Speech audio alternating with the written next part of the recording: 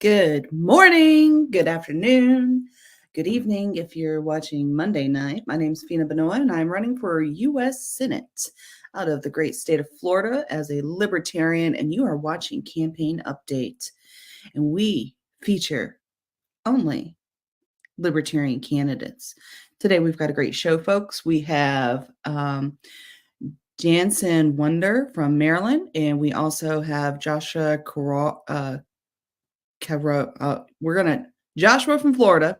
We may have Sonia from Oregon on as well today. And of course, always at noon sharp Eastern time, we will have an update from the Chase Oliver campaign by Miss Olivia Howell.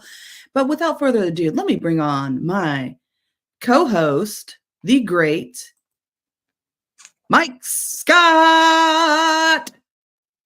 Always question authority. Welcome to Campaign Update. How was your weekend? It was pretty good. We had a good event this weekend, so I'll just kick it right off into Liberty on the Road. So we had an event in Lake Helen.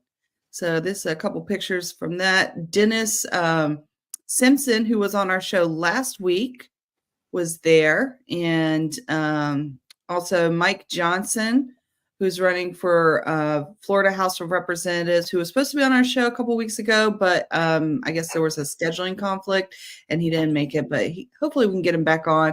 This is the four of us. Also, Joe Hanush was out there. So Joe, and also there Joe is really good people. I love Joe. He's good people. Yes, and also Stacy from St. Johns County Libertarian affiliate showed up, and she's been really helping out with the Chase Oliver campaign and doing a lot with like some groundwork. We all had time to speak. I'm sorry I don't have a video of me speaking. We only took a live video, so that's really the extent of my weekend. It was kind of this weekend was pretty slow for me. I wanted to spend some time with my husband this weekend and this week. So we're back on the grind this week. So what's going on with you, Mike? Well, so this past weekend was Labor Day, and I'm supposed to be doing all sorts of amazing things, but my youngest son's birthday is August 31st, and my youngest daughter's birthday is September 1st, and my oldest son's birthday is September 4th. So I was barbecuing all weekend and having fun with the kids, and I forgive myself. Yes. This weekend coming up, though. Family. Huh? Got to have time for family. You got to make time for family. You got to get that work-life balance, especially when you're campaigning. Well, I've looked at the numbers. I truly have, because I was a data scientist. When I was in the military, I was a strategic planner and a data scientist. And I've looked at the numbers, and people keep getting angry with me because I'm not doing as much as they think I should. And when you look back, I'm doing a lot of stuff, but I'm not working my ass to the bone. And I look at them and tell them, hey guys, unless there's a change in America for a U.S. Senate seat, I have to raise about $14,000 or $15,000 a day to keep up with those cats and to spend them. And that kind of money should change lives, not win or lose elections. I don't have a path to victory unless the electorate pulls me in. And that's, let's say I raise $1 million and spend my butt off. That still won't get me into the chair. I have to somehow, and I'm trying to do college tours. That's my current thing. I'm trying to get on college tours. And I'm actually still going around to all the gun shows and to the festivals and to the events. And I'm reaching the people, but buying 3 more signs ain't going to make a difference when it comes to a U.S. Senate seat, because 65% of the people want a third party nominee, and 3 out of 10 decide to vote for one. But one place I'm going to be this weekend, LP Maryland is having its annual crab feast on 9/7/24. Go out to at least lpmaryland.org and buy your tickets if you're out here, because we would love to see you, right? And good. Yeah, I've been reading the book Influence by think his name is Cialbini. He's Yeah, Italian. you were talking about that last week. We were talking about crabs, and we were talking about the book Influence. It's devastating. It's hurting my soul, man. It makes me feel worse. But it's not up to me to win because the race goes not to the swift. I'm on the ballot. It's up to the people to decide they want to change. And if they decide they're 65% of them are going to vote for Angela Also Brooks, then we're all in trouble because Also Brooks is also bought. And we already know what Governor Hogan did. That's why I call him Lockdown Larry. Locked down the state, mandated the jab. You've got Angela and you got Larry. I've got Debbie for the Democrats, Rick for the Republicans. They don't call him Dick? Hold on.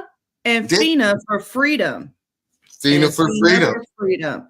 You got Rick for the Republicans, Debbie for the Democrats, and Feena for freedom.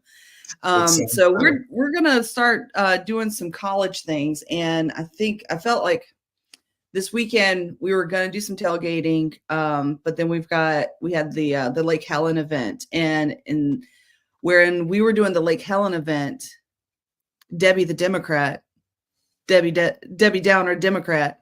She was out doing tailgating at the Florida Gators college football game.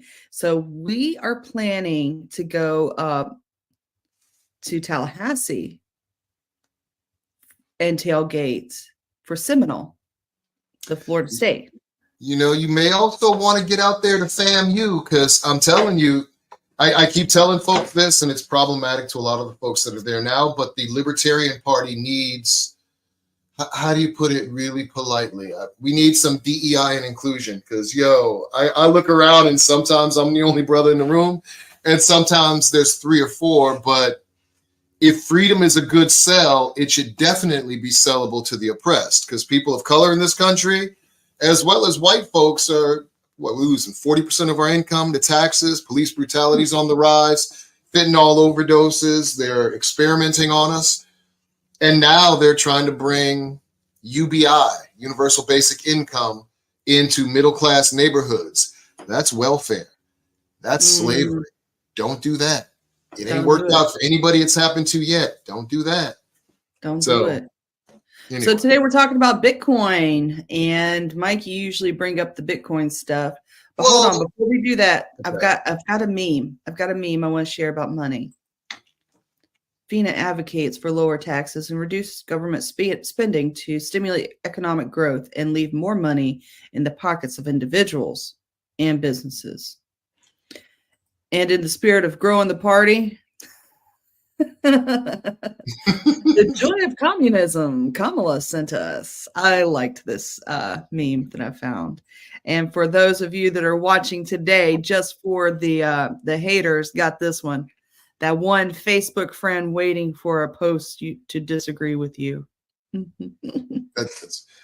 I wrote a poem called Kamala Chameleon. I'm one day going to do that on stage. I just got to get I have to get the intestinal fortitude to go forward in Prince George's County, a Democratic stronghold, and give that kind of poem to the people. Probably at a busboys. But I got a constituent letter the other week, maybe 2 weeks ago, and I sat down and I wrote it. And they asked 5 questions, and he pretended to be a student. But you know how you get those crotchety old guys who pretend to be something so that they can see where your head's at? Catfish. Yeah, well, the 5 questions were: what determines the value of a dollar? What counts as inflation? Does a dollar have value without silver or gold to support it? If money is printed, does that dollar lose value? And in case of hyperinflation, should all products, debts, services, etc., be set to a fixed price until resolved? I thought they were all really good questions, and it kind of led me, the hyperinflation and all that. You got to kind of hedge your bets. And I invest in gold and I invest in crypto. And people need to understand the basics of crypto. And I have to go through and find this. Let me see. Coins. Everybody hears about coins. And there are coins, and there are coins, and oh my God, there are coins. There are just hundreds of coins. But there's a couple basic types of cryptocurrency. Like I said, I am not a cryptocurrency guy. Jasen is coming on next. He said he loves the stuff, so he's going to talk about this in depth. But there's a difference between, okay, let's go to cryptocurrency basics.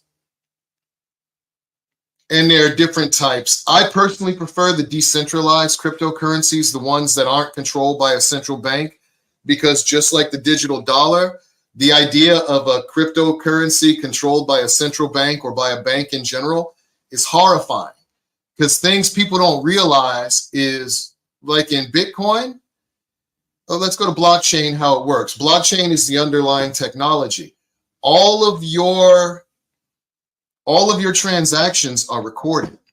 All of your transactions are known forever, and they can be tracked. And I mean, basically, a digital dollar takes away all the privacy you ever had from Uncle Sugar, and they have complete control over our money supply. I like the Constitution. It said money should always be backed by gold and silver, but if you want to go to cryptocurrency, it's not terrible, because honestly and truly, it's backed by about as much as the dollar is. It's backed by belief and the people who believe in it. I mean, you said yourself, fiat currencies are what they are, and currency is just, what did you say? Not just a medium of exchange, but you said something the other day. Wait, yesterday? When you said it's all just it's a human construct. It's a material item that we humans in society have decided to put value on it for the means of exchange for goods and services. If you read Vicki Robin, Your Money or Your Life, that'll give you it put money in perspective for me. And you have to understand what money is. Money is a measure of the energy you're putting out to get it back. Because it's not just a medium of exchange. It's not just power. It's not always any of those things. It's always a measure of how much energy you're throwing into it. But it's Your Money or Your Life is a really good book. I suggest everybody reads it, especially if you keep having problems with money and us living in debt in a usury state. I'm telling you, folks don't get it. We are doing everything wrong when it comes to money, because you got people out there who are making Tesla trucks into Woodies, and they're probably paying, because nobody pays 120 grand for a truck and just lays it down. They're probably paying a note on that around $1,000 or $1,500 a month. The things we do just to floss and look good in front of folks are horrifying. I went on a bunch of tangents. Hardly any of it was about blockchain technology or cryptocurrency, but okay. I mean, we're about to bring Jasen on. He can talk about that fun stuff. We are. But before we go to Jasen, we're going to play 2 commercials. We're going to play one of mine. We're going to play one of yours. And then we'll have Jasen on. Okay. So we'll start with yours. Hey, my name is Mike Scott. I'm the Libertarian Party nominee for Senate for the great state of Maryland. And I have a simple question for you. How much is $2 million? Seriously, real talk. When I was a young man, $2 million was all the money in the world. It would have been life-changing. Hell, even now, $2 million would be life-changing. That is a significant amount of money to most Americans. When I was in the military, $2 million took on a little bit different, approach. I had $100 million budgets. I had over $1 billion one budget, and I helped build the president's budget, at least the Air Force's portion. So $2 million is a rounding error. Like seriously, $2 million was a rounding error. So it's anywhere from insignificant pocket lint to, oh my God, a universal remote control for the world. You know what I'm saying? $2 million is also about what Angela Alsobrook raised in the first 3 months of 2024. Yeah, January, February, March. She raised about $2.1 million, raising her total war chest to a little north of 7 million. She's in 3rd place. Larry Hogan Lockdown Larry just out fundraised her. And David Trone, I think, is in 1st place. I can't even watch YouTube without seeing that cat's videos. He's in 1st place, and he's put in $18 million of his own money. And I know folks are going to say, oh my God, money is how we figure out who supports you. No, dude. Money means you're either bought and owe a bunch of favors, or you're rich and you're after power for some reason. I'm neither bought nor rich. What I want is smaller government, less taxes, and freedom for America. Never go to the negotiation table and ask for what you're willing to walk away with. That's why we need libertarians who will play hardball and come from the corner of taxation is theft when it comes to your money. Do it for yourself. Do it for your future. Do it for America. I'm Feena Bonoan, and I approve this message. All right. Welcome, Jasen Wunder. Did I say that correctly? Yes. And I missed the Central Committee meeting where you got nominated. It was an online one, right? No, it was in person. They got it. Okay, they got it in person, but I missed it, and I'm sorry I missed it because I would have loved to hear your speech coming in. It was very hot outside, and I wore a full suit, so I was not happy. Well, Jasen, I'm going to give you the solo spotlight. And if you would just give us a little bit about yourself, what you're running for, why you're running, and what's on the minds of the Maryland constituents in your district. So my name is Jasen Wunder. I'm running for House of Representatives District 2 in Maryland against Johnny O and Kim Kalsick. And my campaign is about getting the word out as to what libertarianism is. I think that's our biggest issue when it comes to getting votes, is most people don't know what a libertarian is. So when you speak to them, you have the emphasis on not only just less government and lower taxes, but it's more privacy, bringing home troops, ending the war, and pretty much getting the government out of your business entirely. Great. So how long have you been a libertarian? How long have you been looking at the Libertarian Party? And, what's on the minds of folks in Maryland? So I probably was a libertarian at a very young age because I was against the government telling you what to do, but I did vote Republican for a long time. I had hopes that eventually they would kind of talk their own talk about getting out of your life, lowering taxes. After Mitt Romney ran, I became a libertarian on paper and started working for a few campaigns, helping out as much as I could and just talking to everybody. I think what's on the mind of people in my area is they're just tired of all the talk about we're going to help you, the government's here to help you, and it's just nothing getting done. The surprising thing is that they constantly, when the election time comes, they pick between one or the other. And libertarians and Green Party candidates tend to be shut out, which I think is unfortunate. I think in debates and when it comes to just acknowledgement, people need to realize that there are already alternatives. You don't have to vote for left or right. Okay. So I'm trying to get your website up. I don't know if you put the correct spelling in the. It is. Right now, I don't take any money. I don't take any campaign funds from anybody, no donations. I also don't want anyone to help me with things. So it takes me a little longer to do some stuff. I do have to work on the campaign site. I pay for everything out of pocket myself. That's a big thing for me. So that way I'm never bought by anybody. So if I get elected, nobody can ever tell me, well, I gave you money, you need to help me with this. I do it all on my own. It is JASENWUNDER.com. And it should be up and running today. I've had an issue with getting it, for some reason, published. I'm pretty sure it's operator error, but I need to call the website domain people and see why it's not published yet. Yeah, it says that domain is a landing spot and it's not. Yeah, I'm doing something wrong. I'm not sure. I'm not the most computer savvy person, so I just have to kind of sit down. Roll down the buoy. Roll down the buoy and come see me. We'll see if we can troubleshoot it together because I got to do some redesigns on mine too. You said you're going against Kim Klasick, right? Yes. Baltimore. Yes. So how can we help Baltimore? I mean, I love Baltimore and they got a Horseshoe Casino, which is a Caesars property. And it's kind of depressing. And I'm like, yo, how can a Caesars property be depressing? This is Baltimore.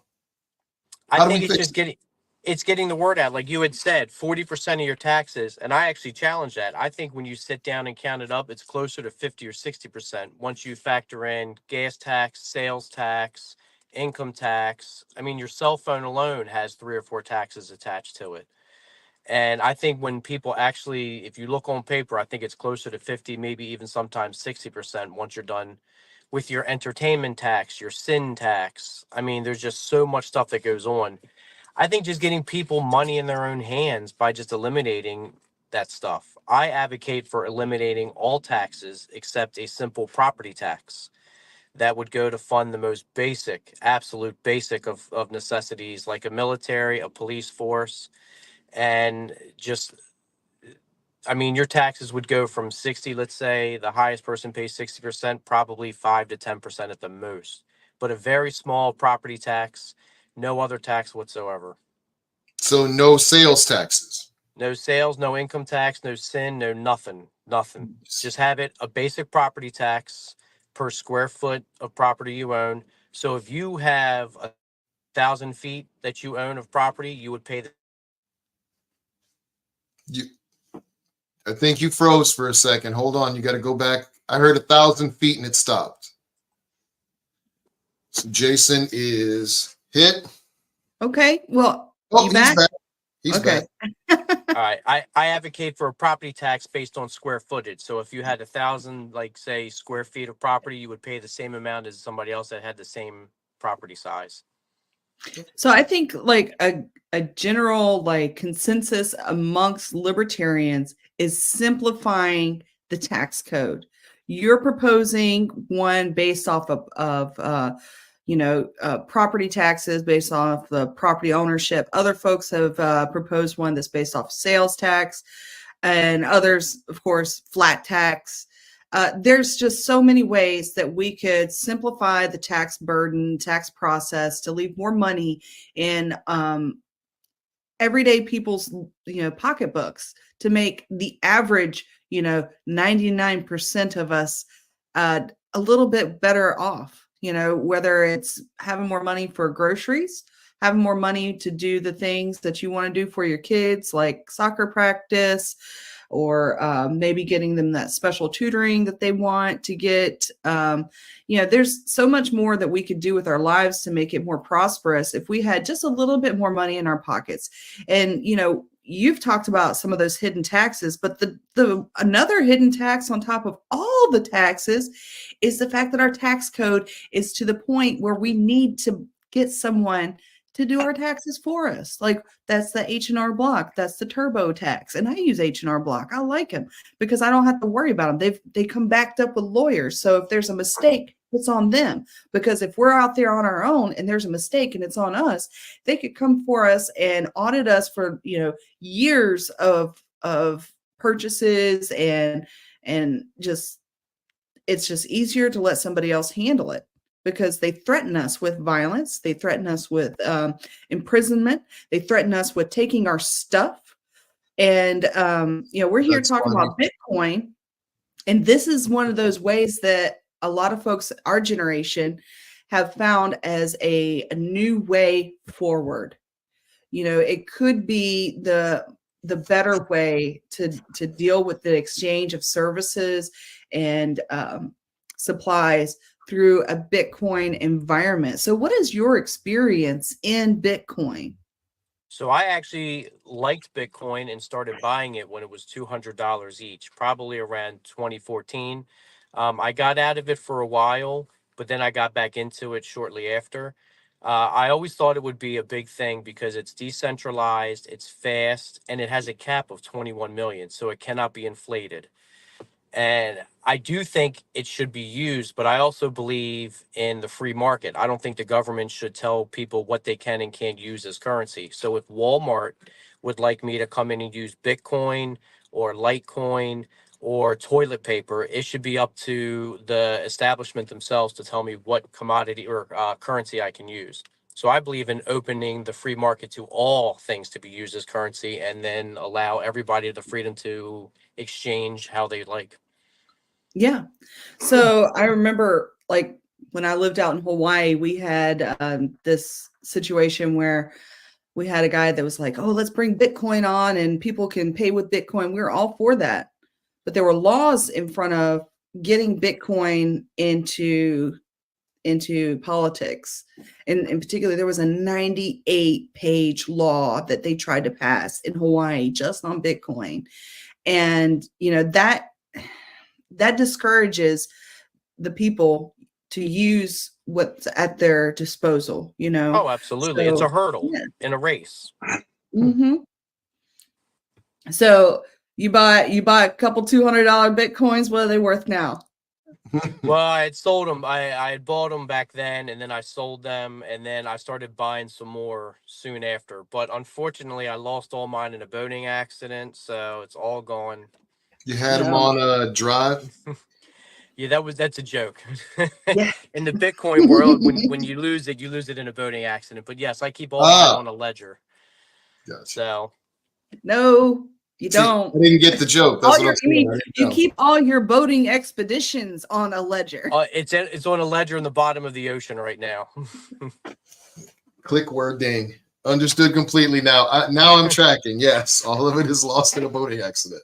So yeah, I was buying it back in the day. I remember telling my now ex-wife that it was going to be a big thing, and everybody thought I was crazy buying internet money. And I'm like, I'm telling you, this is going to be the next big thing. And then sure enough, about 10 years later, actually probably 5 or 6 years later, it started blowing up. But I think we're in the early stage. I think we still have another 10, maybe 20 years to go until it's really, really mainstream, unfortunately. Well, some people say it's going to go to 1 million.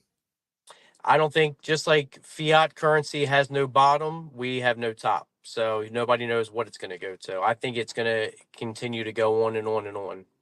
Okay, cool. So I got a comment from Joe Hanoush. I love Joe Hanoush's comments. I lost all my wealth, my weed, my guns, and my immigrants in a boating accident. Yes. I think I was on that same boat. And at least one ex-wife. Amen to that. Gone. So we also, I want to go through some comments here, if you don't mind. We've got a lot of comments. So I want to hit that one. I want to hit that one because that one made me happy. Thanks, David. Fight. Taxation is theft. And we didn't even mention inflation. Inflation, the hidden tax. That is also, yep, that's another hidden. 2% at the very least, if you're lucky. If you're lucky, yeah.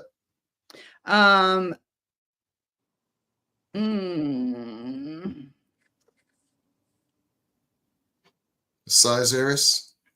Size heiress. There we go. Size heiress. I called him 6 last time. Size heiress. He said that your issue with the internet website is a DNS issue, and he also says that he can help with that if need be. But I know you already said no, but you never know.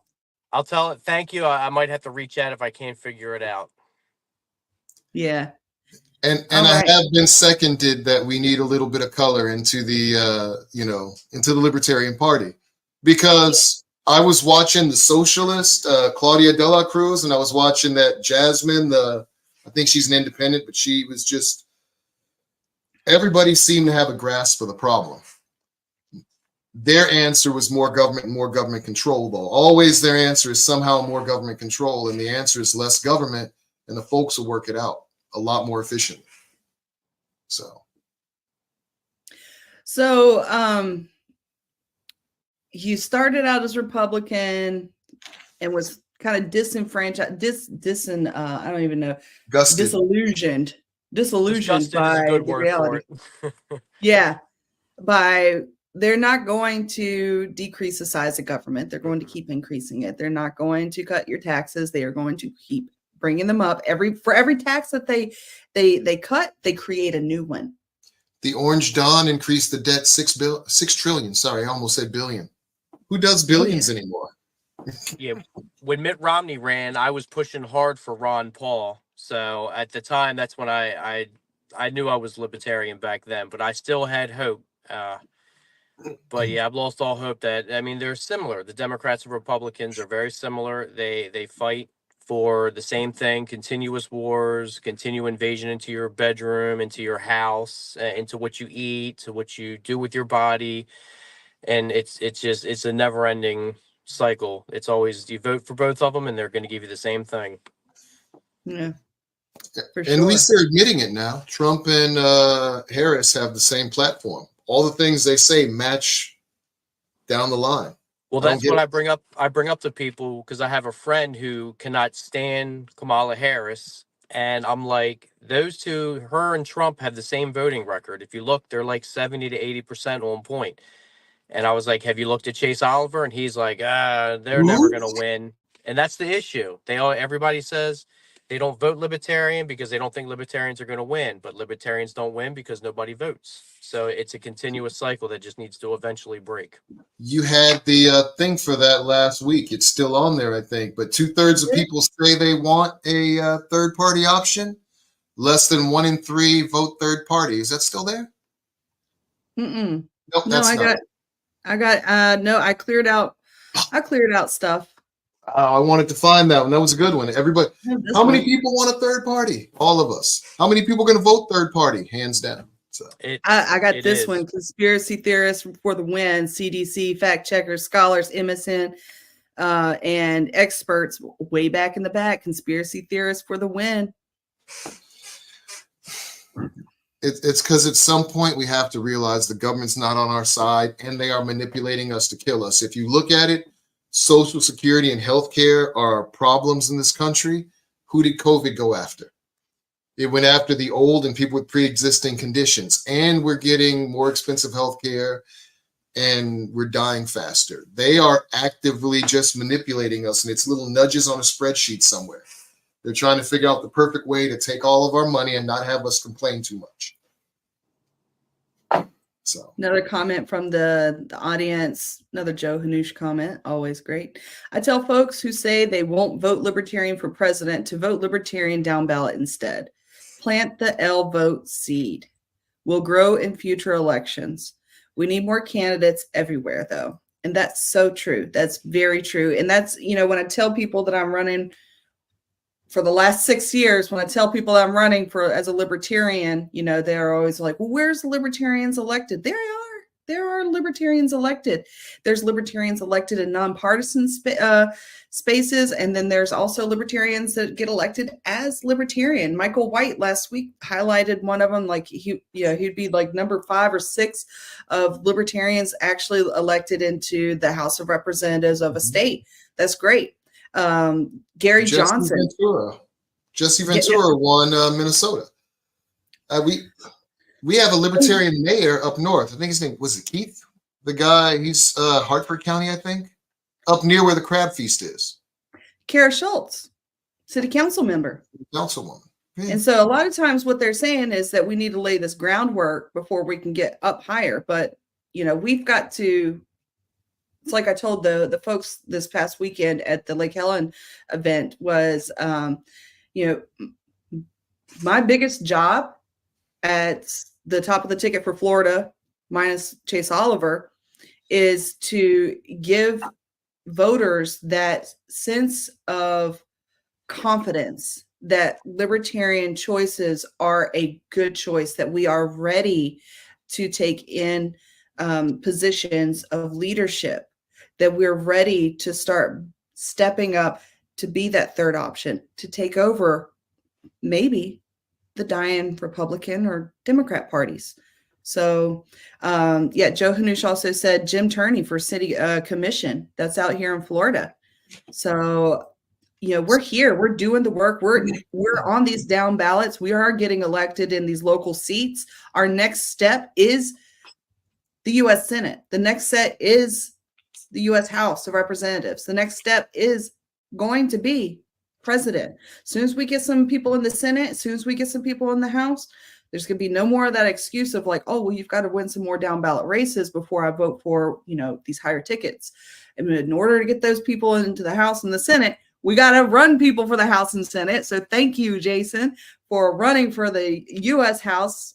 And and that was my question. What made him run? I was going to ask him that. So you gave me a perfect segue. What made you run? What made you decide to do it?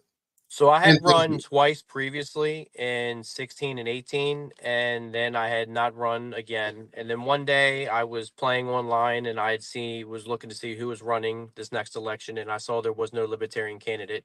And one of the most important things I think we need to getting our message out there is to not only have candidates on every possible ballot that we can get on, but to be professional. So I thought that was an opportunity for me to jump in there and fill a void because there was no one running. Absolutely.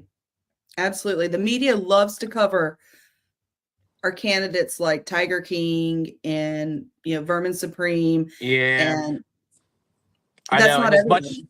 I can appreciate them, because I do think that if I sat down with them, I probably would be very similar in ideas, but I do think those kind of guys give us negative publicity. I mean, I've had friends over the years when I say, "Hey, you should look into voting Libertarian." They'll Google it and they see Vermin Supreme, a guy with a boot on his head, or they see the guy that was on stage years ago in a thong trying to be funny dancing, and they're immediately turned off. There's been quite a few over the years that are like, "No, I'm not voting for this." That's the average person that's normally turned off, right? But Yep, and that's who we have to get. the media has been sneaky.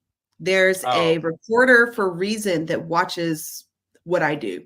I don't even remember his name, but I posted a picture of my roommate wearing one of my new campaign buttons, and she's got like pink hair, piercings and tattoos and everything.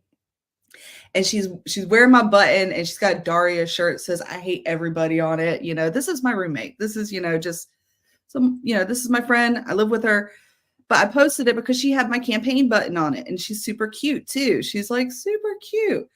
And anyways, the Reason guy tweeted out, "This is who's running for US Senate in Florida," trying to make it look like that was me, trying to disparage the Libertarian brand by saying that we're not serious candidates. And then I replied with, my headshot and looking all business professional, because that's who I am. I was like, actually, this is me. And if you look at my profile, if you actually looked at my profile, you would know that this was my roommate, or at least not me, somebody else wearing my campaign stuff. And I know it's kind of like out there to think that someone other than the candidate in our Libertarian Party would wear Libertarian stuff for that candidate, but they do.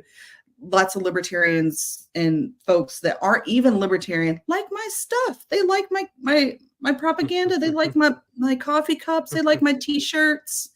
Yeah, and Joe Hanushi got no photo cred. What's up with that? You gotta make sure you credit the artist. You gotta make sure you credit the talent.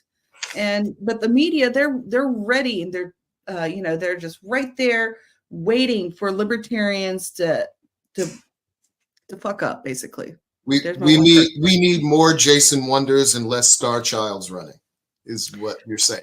Yes. I like Star Child because Star Child was hilarious, but that's who people think about when the Libertarian Party's there, and we do need to come off as more professional. And so that's why I leave all that crap in the background, and that's why I'm glad you're calling, because you said you were working today. So, Jasen, I'm actually off today. But yep, I'm actually off today. My kid's first day of school, so I like to be there to put them on the bus and get them off the bus. So that's awesome. That's a beautiful thing. So that's beautiful. I always take off, and then I'm going to go take them and get ice cream when they get off the bus as like a first day. Sorry, you got to go back to school. So I was off today, so it was perfect timing. So they're really young kids. I have an 8th grader, a 6th, and a 5th grader. Wow, that's a blessing, man. Congratulations. That's beautiful. Has its moments. Oh, yeah. So what's your background in as far as like what you do for work, or like what are you bringing to the table for Maryland folks? So I'm a paramedic. I work at a private company, and I have no history of government work, law degree, any of that. So I'm just an average person. I make. No, you're not. You save people. You save people. I have my moments. I'm just an everyday person. I pay my bills every month. I go on a couple of small vacations. I don't have any debt. So you're sending me to DC as somebody who doesn't believe in borrowing money, which is something hard for a lot of congressmen to do. But my biggest thing is also I'm big on term limits. I will only serve one single 2-year term limit. I will never run for re-election, and I will not take the full salary of 189,000. I will actually only take the national average of about 64,000, I believe is what it is. So those are going to be the two things that when I get to DC, I fight for is going to be term limits and decreasing their salary to the national median income. Excellent. That's my first bill is term limits, campaign finance reform. I'd love an ethics review of SCOTUS because I have some questions about Citizens United. But there's a, there's a few things we'd like to do, but I wish you get to Congress. And I'm going to push back a little. I don't think one term as a congressman is enough. One term as a senator, more than enough. You might need 2 or 3 just to get in and make things happen. A lot of people have said that. A lot of people are like 4 years, 6 years. I'm like, I am firm at one single 2-year term. Well, then kick ass in that term. I'm going to vote for you. Well, I can't. Well, thank you. I'm not in district. It's all right. You can go vote any time to move. I'll help you move. We'll get you a new address. I'm originally from Chicago, man. Vote early, vote often. That's what we do. Okay. So, I'm a 2-term person. And I think that some things do take a little bit longer, a little bit more planning, a little bit more working than just 2 years. I understand that, but nothing takes more than 10. No, like if you're in there more than 10. Yeah. So my thing is, if you're in there for 2 terms, for the House, that's 8 years. For the Senate, that's 12. Right. And that's long enough. If you're in there and you get everything you want done, you stay any longer and you're susceptible to corruption and tyranny. You'll turn into a tyrant. And if you don't get everything done that you want to do, or if you don't get anything done, that you need to move on, you need to pass the baton. Either way, you need to pass the baton. After 2 terms, pass the baton. It's not that hard of a job. And it's a good job. It's got a pension. It's got, you already talked about it's a lot of money. So think about why can't somebody who works at McDonald's right now that's, got a college degree working at McDonald's, because they actually do pay a little bit more than what your average college degree salary pays nowadays, because no one wants to work in food. But why can't somebody do that job? All it is read the bill, do what's right, vote, and, talk to the people. Be one with the people. They don't represent our interests. They try to represent the interests of the people who pay them. And the people who pay them, thanks to Citizens United, are the corporations and stuff. So they lobby us, and they actually track this. Representus.org has it, and a couple other places you can go look. They track the return on investment by lobbyists, and it's hilarious. They spend millions, not hundreds of millions. They spend millions, and for it, they get back billions in subsidies, tax breaks, all the stuff you give to your constituents to play these games so that they'll keep voting for you. Because again, if I'm a senator and I decide to go for re-election, I have to fundraise $14,000 to $15,000 per freaking day, every freaking day. That's why I told them, you get me for 1 term. That's it. 6 years is plenty. If you ask me real nicely, I'll do a second one, but y'all got to ask real sweet because I don't want to sit there and bust my head in that den of iniquity all the damn always. I don't want to do it. I'm willing to do it because we can do the job. So I applaud you running, and man, thank you. That's a wonderful thing, and I'm going to tell the folks I know up in Bmore, look for Jasen Wunder. As well. I look forward to voting for you. Hoorah. Get them. Are you up there this weekend? Are you going to the crab feast? No, my daughter has a birthday party to go to, and then we're going to the Ironbirds game Saturday night. Nice. So, Jason, what's been your favorite thing about running for office this go round? This is your 3rd run, so you've got to find something that you love doing. What is it? Just getting the word out, talking to people. A lot of the times when I speak to people about term limits, everybody usually agrees and they go, that would be a great thing. But what really resonates is the fact that I'm not taking the full salary. and that I don't think somebody who represents you should make 3 times what the average person makes in their district. So when I tell people, do you work for them or do they work for you? Because most people, your boss makes more than you. So why does your representative in DC make more than you if they're supposed to be working for you? And that's when people start to realize, wait a minute, I work for them because they make 3 times what I make. It should be the other way around. That usually resonates, especially with a lot of younger people, because they don't know that the representatives vote on their own pay increases and they make so much compared to the average person. Didn't they make Yeah. them automatic for a while? Or are they They might still? have. They very well might have. The last time I checked, then they voted, I think they voted for like a 10% increase. And most people don't get a 10% increase in pay. Well, they got to keep up with inflation, right?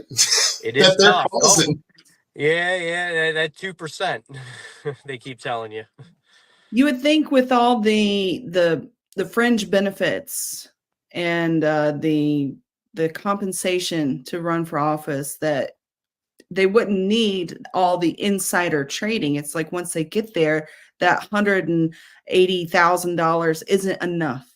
And they go and they get greedy and they start doing what most people would go to jail for, what Martha Stewart went to jail for, which is insider trading. The dude in Jersey had gold in his house. Oh, that one guy, yeah. Dollar Jefferson from Louisiana won while he was found with like 90 grand in his freezer of marked FBI bills, and his billboards were just the dollar sign, and he won. This was a house race a little while ago. Look him up, Dollar Jefferson in Louisiana. I know. This is corrupt. I think when you're elected, you should have to, by the time you get elected to the time you serve, you should have 0 assets. So I will have 0 assets. I will have nothing invested. I will have only cash sitting in my account. And I will never buy or sell a stock or Bitcoin or anything while in office. And I think that's how it should be. And I mean, Nancy Pelosi makes a better return on her investments than Warren Buffett, who is one of the best investors of all time. And nobody says anything about that. Yeah. You're better than I am. If I get elected, I'm totally going to start a retirement fund based off of Bitcoin because it's just like something I've always wanted to do. I mean, I don't have a job right now. I don't make money. So this is a job for me. Like this is a potential job. And yeah, I mean, I would love to say I would take the medium income, but I could see myself doing so much more if I took it and, gave to charities, gave to the party, gave to other candidates to grow our party. That's just me. I do give, even though I don't make money, I give to other candidates. I give to other campaigns because I know that that's important. I know it's important that we show a community and everything. And I just feel like that's a lot of money. And I would never have to work another day in my life if I did 2 terms. I'm just another day in my life. It's a hard commitment, but that's what makes it serving. I mean, I will be taking a massive pay cut. I'll be going from 135 to 65, 60 to 65 for 2 years, which is very hard. But I think if you choose to serve, that's what you have to do. You have to make those sacrifices. That is a unique take. I didn't hear it. Those folks are going to pay me every dollar for having to walk up there. And I do think that you should be able to invest, but not necessarily stocks, mutual funds, index funds, things that index to the market, that gold, silver, land, things like that. Even Bitcoin, I don't think that's more speculative than investing. So I think that there should be nothing wrong with that. But just make sure that none of the decisions you make conflict. Like if I'm serving and looking over the Department of Interior stuff, I'm not going to go start investing in companies because I can help push my profits. I'm not going to do that. So I don't think you should be barred from investing, but you should be seriously circumspect with the choices you make. But I respect you going not at all. I will only guarantee I will have 0 investments. It will be just cash sitting in a savings account for 2 years. And then once I'm out, I can go back to reinvesting. That's just my personal belief. That's cool though. That's a wonderful thing. That is an ethical approach. I would put it in gold if nothing else, or silver, and actually just have it in the safe. Stick it next to Bob Menendez's gold. So we've talked a little bit about the economy. What other like issues are you running for Maryland in like promoting? Just getting out of your life. I'm heavy on the term limits and the reduction in pay, but just the idea that libertarians are not here. We are here to take over the government and leave you alone. We're not going to be telling you what to do, what to eat, where to go, how to spend your money. I mean, if you choose to give your money to Palestine or Israel, it's your choice. I am not going to be going there and sending your money somewhere. So the idea is that when you vote for me, just know that you're voting for somebody who has a lot of integrity, who's very honest, and will not infringe on your life. I will not sign a bill that raises your taxes or sends anyone's children to fight in a foreign war. And all transparency, anything and everything that comes before my desk will be viewed by the public. American tax dollars in America. In America, and you choose to send your money how you choose. I'm not here to take money out of your wallet and give it to anyone else.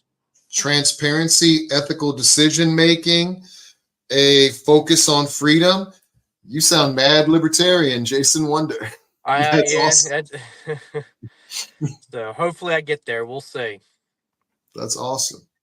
So I'm gonna give you the solo one more time and give your last final elevator pitch. Make it good. Get the voters out. So like Mike said a little bit, I do clip these up and make them available for you so you can put them out on social media, but that's if the clip is viral, so make it good. Okay.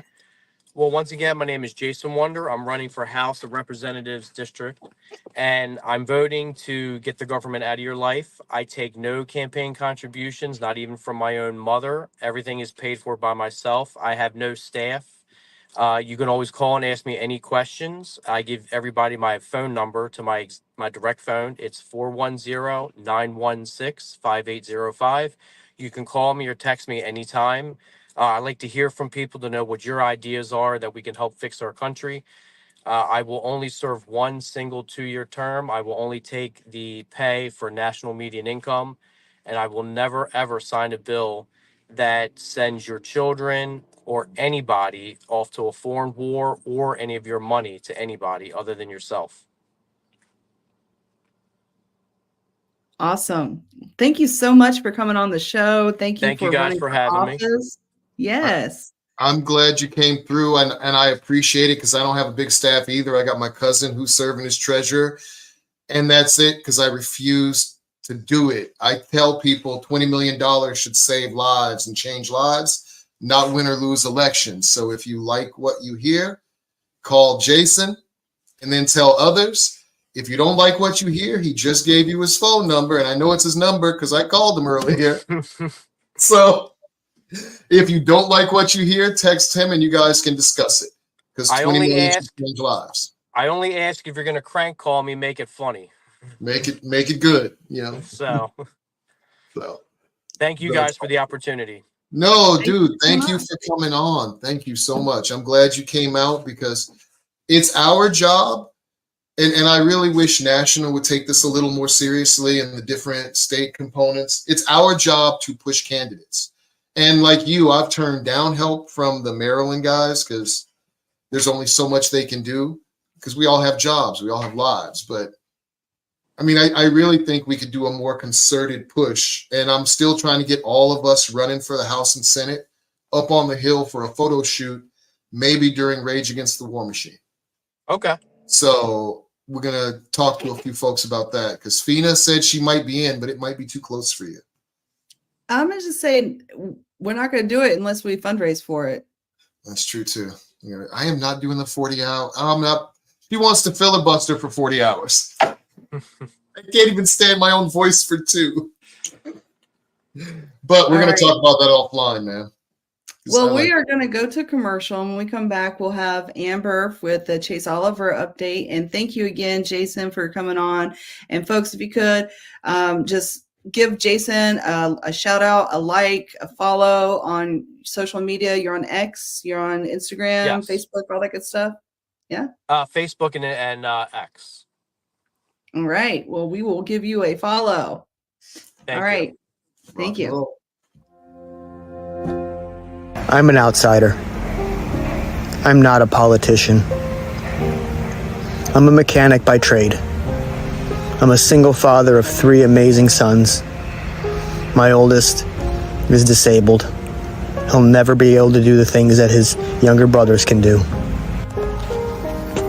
I've struggled, like the many Americans and citizens in our nation, to find a school for him that fits his specific needs. I'm not a millionaire. I don't come from huge money.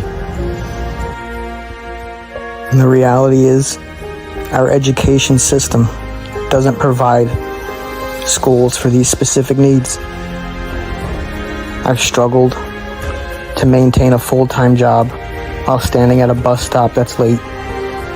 I've struggled to get to work on time. I've struggled to survive in a system that doesn't represent the working class. I've had to budget finances. I've skipped meals. I've done what every loving parent has had to do and sacrifice to ensure that their children are properly taken care of. And I finally made a choice to run for Congress to make sure that this chaos stops. That every single parent and every family has an opportunity to thrive and succeed. To give us a fighting chance again. I'm Nathaniel Snyder. I'm not a politician. I'm a working class American. I'm a single father. And I'm done watching the political class destroy us. SnyderForFL.com. I'm honored to be the first Libertarian candidate for president to ever campaign in all 50 states, and I did it before our nomination. This kind of energy sends a clear signal to the old two-party system that we are a 50-state party and this is a 50-state campaign. Voters deserve a president who doesn't merely focus on a handful of swing states, and the Libertarians will be on the ballot for those voters who want to reject the two-party mediocrity and embrace building a foundation that will last for years to come.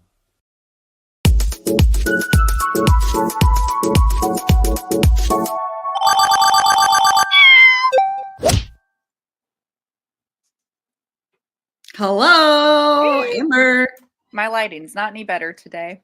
You so white. I know. You make me look not white.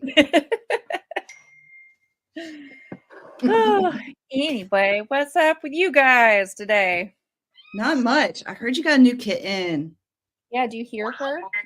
Can you see it? Come here. Come here. Oh, we'll go under the desk. Hold on. Let me see if I can grab her without rolling over her.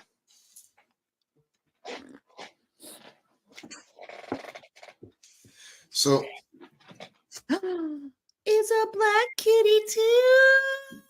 Oh, look at she doing the paws already. She's doing the paws. She was on my head earlier. Oh, I love it. What's her name? Well, her prison name is Dolly. I haven't given her a real name yet. Aw. is her prison name? Her shelter name. Okay, you gotta get down. Oh, I hear her purring. Oh, I could hear her purring. So loud. She got a loud motor. Mhm. It's the best kind of purrs, loud purrs. Yes. So what's going on with the Chase Oliver campaign? Well, Chase is on his way to the 11 Alive studio to do an interview with them today. We've got lots of media the rest of the week. Here she is again. Whoop. He is doing Fox 5 tomorrow, and then the Political Orphanage, maybe AJC if we can fit it in. And then he's going to do an X-Space with Kristen Alexander, and then We're going on the Hill again, and we're doing Michigan Public Radio next week. Cool. Yeah, I didn't really check out. I did not do as much homework as I usually do. And let's see what we got going on Vote Chase Oliver.com.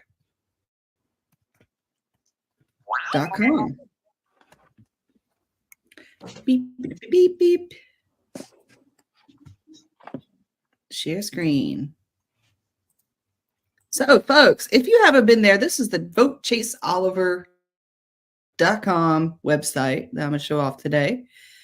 So there's a nice little video. It's the commercial that we've been playing. It's the your vote is not wasted. Most influential libertarian voted on by the folks over at Rolling Stone. Latest from the campaign. Let's see. The Soho Forum. That's nice. Let's see what we got up here. About platform media. Let's see his platform. Oh, I know he's been doing some endorsements lately. He has been doing some endorsements. So this has definitely filled up some. I think we just redid our policy page to include the Voter Bill of Rights. Oh, you guys totally have not updated your website because this guy's not even running for office anymore. I know because I talked to him and you don't have me. And I noticed something. I'm gonna go ahead and I don't like shitting on people's websites, but thing that bothered me that made me reach out to make sure that I got my Chase Oliver endorsement too is that you don't have a single female up here that you've endorsed. And I'm just gonna put it out there as nice and clean and plain as I can about that. You guys got to get some more folks up there. I will fuck the case. Get you a token up there because this is all dudes. That's disappointing. We've endorsed. I'm so bad at names. There is a lady out in. I know we've endorsed endorsed me. We endorsed you. We endorsed the lady that's. I've seen like 3 or 4 ladies that got endorsed that came through the Twitter account. So, yeah, the social media accounts. Yeah, we've got them. I just don't think that they've gotten the website updated. Got to get up on that. What's on the shop? What you guys got at the shop right now? Let's look. All materials, all products. Okay. Oh my gosh, you guys have a necktie now. $19.99 for a necktie. That's pretty good. It didn't jump. It stayed on the endorsements page. Oh my, sorry. Let's do this. It's okay. Again. Shop. I met Don Rainwater at the LP National event. Seemed like a nice guy. Watch, we'll do this. Present, share screen. We got to redo it because it pops up in a different screen. That's all right. So all products. Let's see if it's going to make me do all products. All products. Yes, good. All right. Necktie, as I was saying. Looks like got a hat, a clutch bag. Do we still have the bikini on there? That's interesting. Well, it's not bikini season anymore. Maybe for me. It's hot tub season now. Right. It's hot tub season. Oh, more neckties. Mm-hmm. Go neckties. I don't love that dress. I don't love that. I don't like the print at the bottom. I like the top, but I don't like all the, like, maybe could have, I know you guys are working with like a supplier and everything. So yeah, Michelle McCutcheon had a printed skirt. I think if you see, I don't know. I think I deleted, or somebody probably deleted the ones from Ohio from last week, but she was wearing it in there. Quit eating my plants. Where did the oh wait, no, that wasn't you guys that had the cat ladies for Chase, right? That was Daniel. Proud Libertarian. Yeah. So when people make a purchase with Proud Libertarian, do you know if there's a donation that goes to the Chase Oliver for President campaign? So he just does fan merch. All of our merch is housed on our site. Yeah, but does he give you a donation for, like, does he mark up the prices and give you guys a campaign donation for I'm not sure. That's not my area of expertise, so I don't know.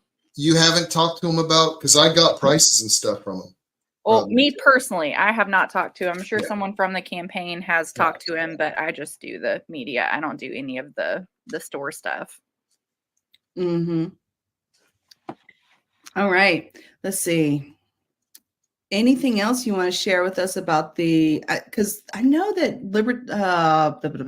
I know they last week at least they put out, and it's been sporadic. They've been putting out little graphics on his social media page that have been really good about like where he's at, where he's going. Mm-hmm. And I know that you said last week, this week was his mom's birthday, and that he was going to kind of just settle in and work on some stuff to be made for next week. So yeah, we're I'm looking forward to that. we were gonna do shoot some shorts, some content for social media, which we're still gonna do that. So Okay, great. When's the next time you guys are coming to DC or around the area? DC.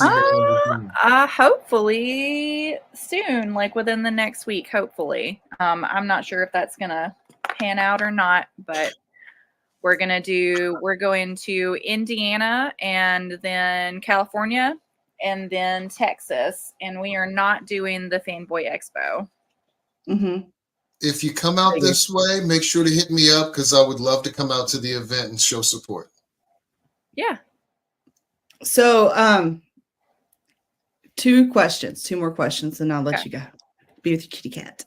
So first question, any update on election night? We are still working on it. We're going to have something. We've got a couple people I met talking with about doing something. So still either Tennessee, Texas, or... Oh, sorry. I was thinking about debate night. Yeah, that hasn't been finalized yet. We're still looking at Tennessee, Georgia, possibly Texas. Okay, and that so could still haven't ironed that out. And last question, and I don't know if you know this or not. This is kind of like I'm left field for you usually on this one. How much has he raised? I don't know. That's a better question for Evan. Okay. Can you find out for us for tomorrow?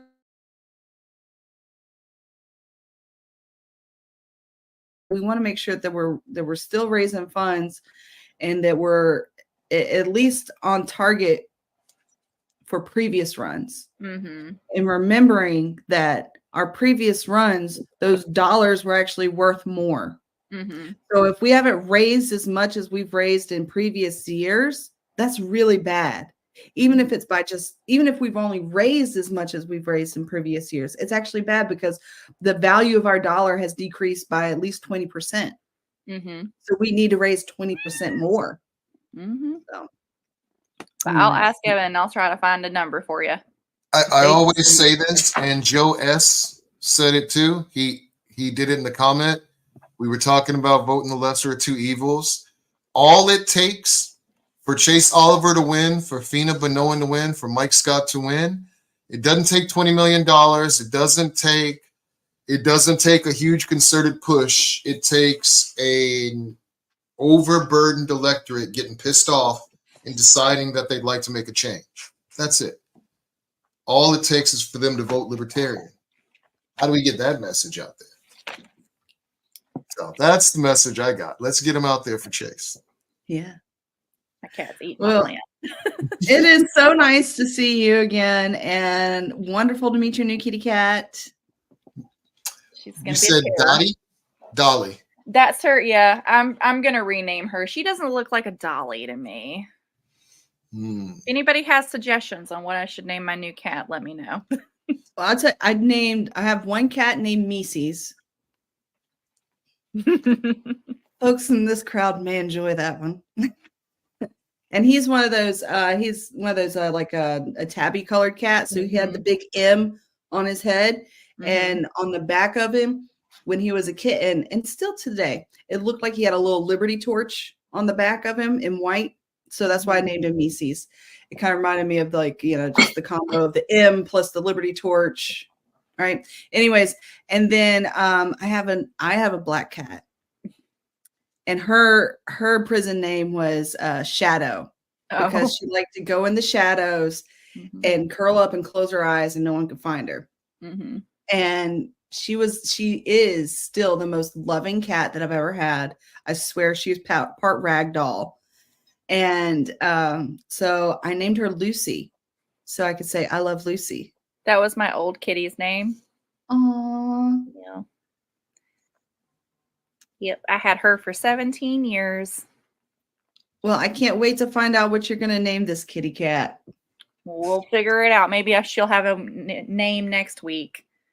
Yeah. All right. Well, Amber, it was good seeing you. Thank you for your Chase Oliver update. So once again, this is assignment for next week. Find out how much money he's made, how much money he's coming in. And like, I want to know where to be on election night, because that's plane tickets and hotels and yeah, I want to go. So even if you can't announce it on the show, let me know so I can get my plane tickets. I sure will. Okay. All right. Well, thank you, Amber, and we will see you next Tuesday. All right. Bye, you guys. Bye.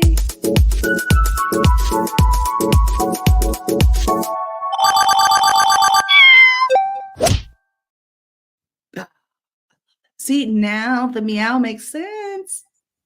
Now the meow made And sense. meow makes sense. All right, folks, second half of the show, getting ready to go on. We've got another Florida candidate. I know last night we said we were going to have Sonia from Oregon on, but things change.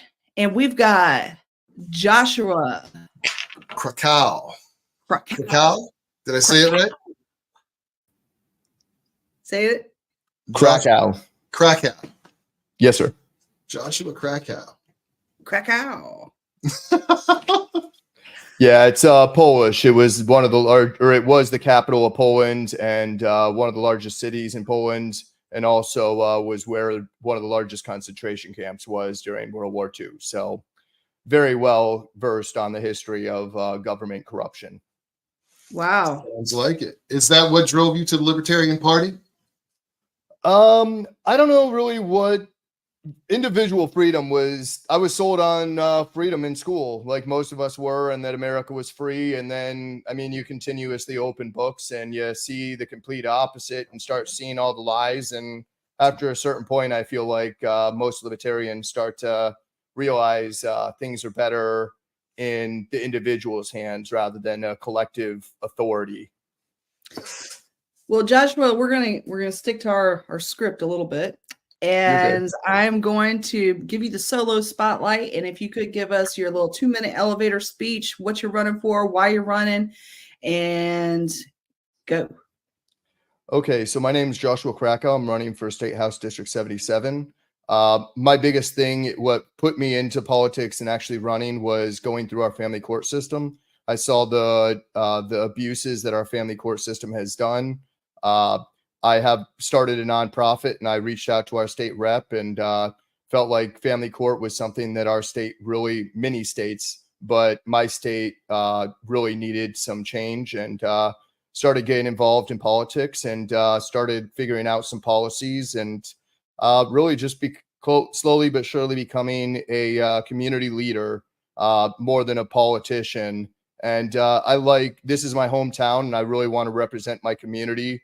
And unfortunately, we've seen gentrification and so many different issues living in Florida my entire life. And I feel like I'm well equipped to actually represent the people in my area. So what area of Florida is it around? It's around Naples, correct? Yeah, so I'm north of Naples. I'm in Southwest Florida. I'm Fort Myers, and then we have city Lehigh is unincorporated city, and then it's more or less the area that I'm representing is unincorporated part of Lee County. So unfortunately, a lot of the working class that get pushed over for the richer socioeconomic individuals, and yeah. So are you working with Jim Turney at all? No, he's Central Florida, I think. A little bit more central than what you are. Okay. Yeah. All right. Well, I'm looking forward to coming out there. I've got a friend in Naples that I can I don't know if I can stay with them or not. Haven't really asked yet. But Yeah, that's definitely one of the areas I need to get down to. What kind of campaigning strategy are you working with right now?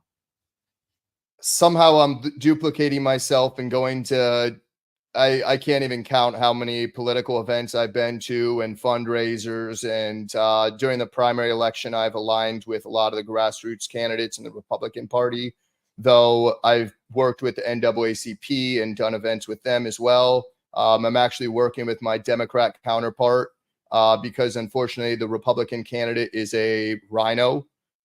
She is a part of the corruption in the state of Florida that I would talk about, where a lot of state house representatives basically act as PACs and funnel campaign funds, and they don't represent the people. They just represent the corporations, and the Republicans in my area are fed up with it. And then the Democrats like that I'm actually bold. I'm the chair of the Lee County Libertarian Party as well. So a lot of my policies are very left and right, and they shouldn't be very controversial. So you're saying that the Republican Party in Florida, those that are in power, that have been in power for decades, are corrupt and can't be trusted?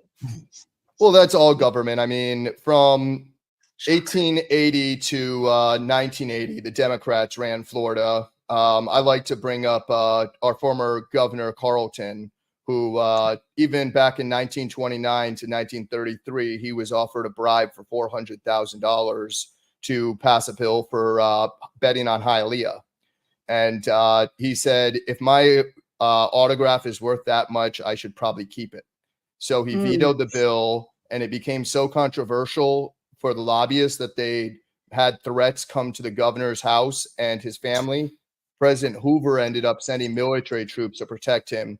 And even with that being said, having the most powerful leader in the state executive branch, it didn't matter with all the threats and everything, because the state legislature ended up getting a supermajority and overturning the veto. So again, the nobility, it's an endless cause unless if we fix things in the community level and get the authority away from government. Yeah. I was kind of hoping you were going to reference the other Florida governor candidate that's running for U.S. Senate right now, but corruption I just met him the other day, actually. Say again? What'd you think of him? I just went to one of his events the other day. How'd that go? I use the opportunity to bring up the issues that my constituents have major concerns with. And one of them is our homeowners insurance in Florida, which our homeowners insurance. Was that the YouTube link that you sent me? I don't know. I've posted a lot. So, yeah. But yeah, so I brought up the citizens insurance, which is a socialized homeowners insurance in the state of Florida, where whether you use home or citizens or not, your taxes go to citizens insurance. Wow. And I brought up how it was socialist, and thankfully he actually pointed the pen. I did call out not the woman that I'm going against, but another state legislature that unfortunately is a part of the corruption, and she did not want to talk on it, which I think also amplified the point. You should actually name their names, because we don't mind doing that here. Okay, yeah, It's true. The other state rep that was there was Jenna Persons Malika, which she's extremely corrupt. Her father is the chair of our Lee County School Board, and then her husband just got elected to be our county commissioner. So the amount of nepotism in Lee County is absolutely disgusting. Like I said, I've worked with a lot of the grassroots Republican candidates down here, and we definitely deserved a lot of change. Our supervisor of elections was a horrible race. I mean, we need to just take the authority away from government, in my opinion. Well, and that's because people, like you said, this guy said, if my autograph is worth so much, I should probably keep it. People don't take those principled stances anymore. They figure I may as well capitalize on it. It's the type of people we allow into office, and that unfortunately is a byproduct of granting power based on a money power popularity contest. I like to say morals are relative. They are not universal, and laws are just universal morals forced on us by popular vote and a politician behind that vote. Mm-hmm. And morals, it's just astroturf. Yeah. There, you can't create morals through government force. The government should be there simply to protect, not to enforce morality or what was it? Compassionate authoritarianism. We're not doing that one either. You're not going to go, no, we have to feed everybody and you're going to help do it. So here's, give me 20% of your income. Absolutely. So are you doing any sign waving or phone calls, text banking, any of that good stuff? I haven't done phone calling or banking. I do a lot of door knocking.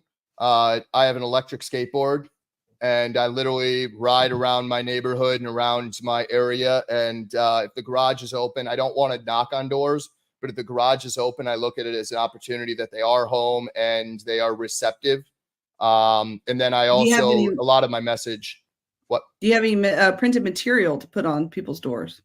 Not yet. I literally just finalized in State House. We have the opportunity to floor 7 bills. So I really wanted to make sure that I knew which bills I was going to stand behind, and actually publish it in my material. So that way my constituents can say, hey, we know exactly what he's going to end up doing as far as policies. Now, the way that I spend the finance that the State House has, they have to believe that I'm going to be frugal with it. And I continuously, or based on my record, I think I show that I'm very frugal and it's not my money.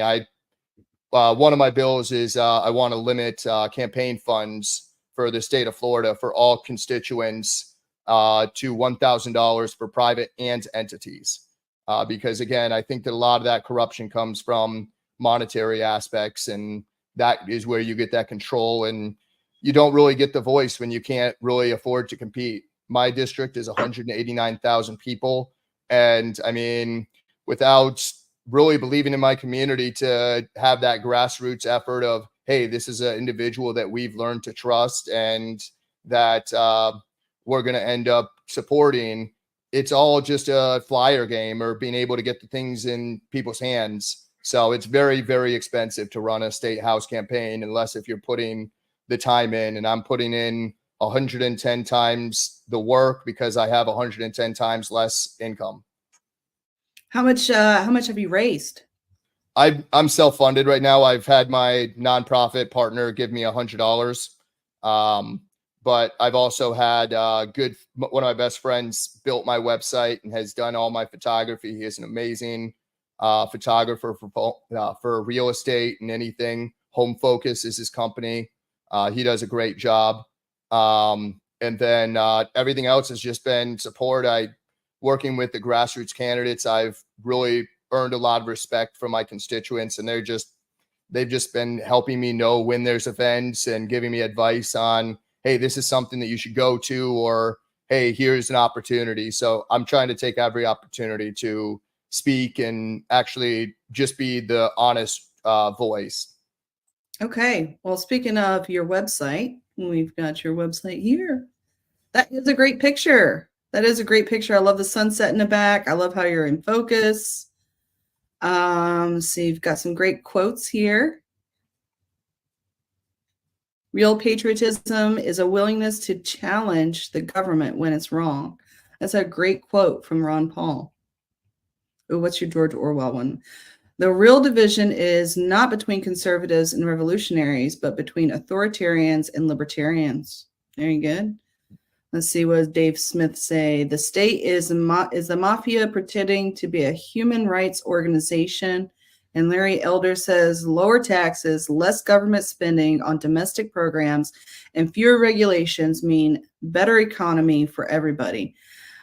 I really do wish Larry Elder was more libertarian. Like, when I say more libertarian, like, I wish he just would sign up. Big L. Yeah. He's very much like Vivek, in my opinion. Mm-hmm. Let's see. Why I'm a libertarian. This is written by Cato Institute. Let's see. Excellent. Is this your daughter? Yeah. Cute daughter. That's what forced me into actually running. How did that make you run? Well, I'm disabled, and That's actually what I currently live on, is a structured settlement from losing my leg in a motorcycle accident back in 2008. And then going through the family court system, I found out that my daughter was mine at 3 months old. Then I was alienated from her after a few visits. And then it took me 10 months to get to a resolution. So I could get up to 3 hours a day for 2 days a week. And then I got temporary full custody, which, again, understanding the system and how slow it is to have due process is a major problem. But then getting that temporary full custody, I had DCF in my home. I then went through our supervised visitation center, or her mother did, which is Family Resource Center of Southwest Florida, which from an ethical standpoint, my daughter's mother's attorney is the president of the supervised visitation center. So I watched the courts allow the fiduciary duty aspect manipulate the courts into understanding how comprehensive situation my daughter was in. And it was all just manipulation. The courts took everything from my leg as income, even though it's not taxed. And because it wasn't taxed, they decided to tax me with a 20% tax on top of that. So for one kid, I pay $932 a month with 50-50 custody. I also was forced to pay $39,232 to my ex's attorney.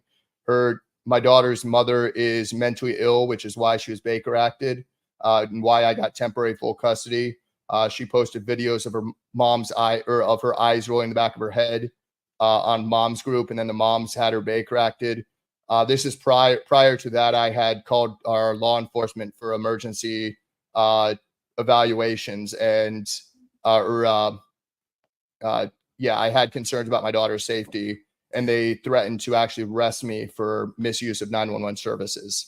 So after seeing all these abuses in our system continuously just destroy my family and my ability to provide the lifestyle that I want for my daughter, it's been corrupt. And I've now have a nonprofit working with dads and hearing the stories, and also working with the National Parenting Organization and understanding how complex the situation is, not just for fathers, but for mothers as well. So, yeah.